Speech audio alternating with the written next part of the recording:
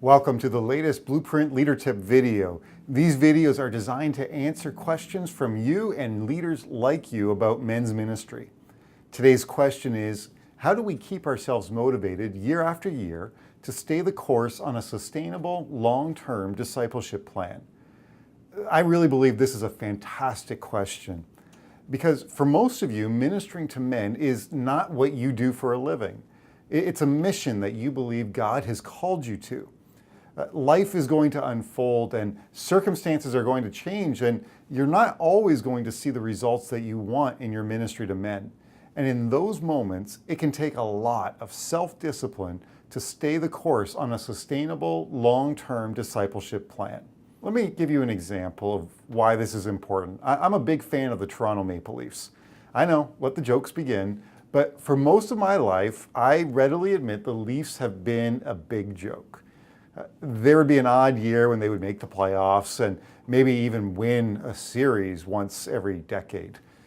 But sustained winning seemed like such a distant dream. Then in 2014, Brendan Shanahan was hired to be the president of the Leafs. With him came what has been called the Shana Plan. The Shana Plan was all about building a sustainable winning team. Now, if you're a Leafs fan, you know it started out painfully slow. The team had a lot of players who were not very good, not just by NHL standards, but by any standards. They were not very good. Losing was part of the plan.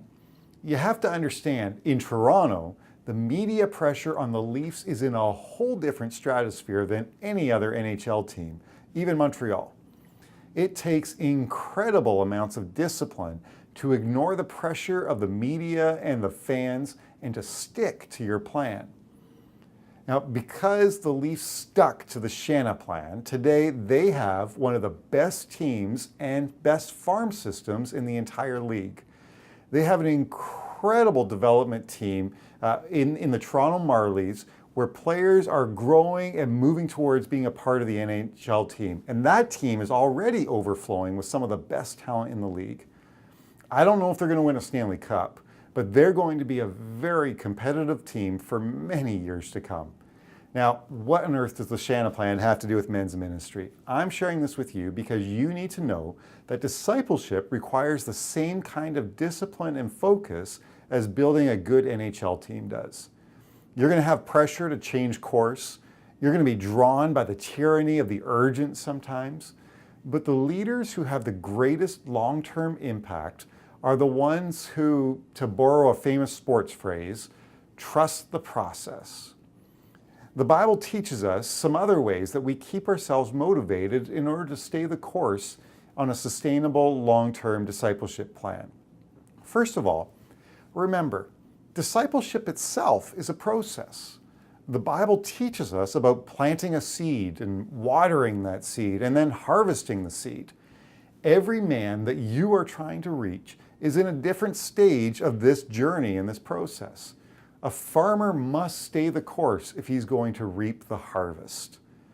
The second thing that you need to remember is even Jesus had to stay the course with his disciples. The King of the universe, just imagine this, the King of the universe took 3 years for 12 guys to get it.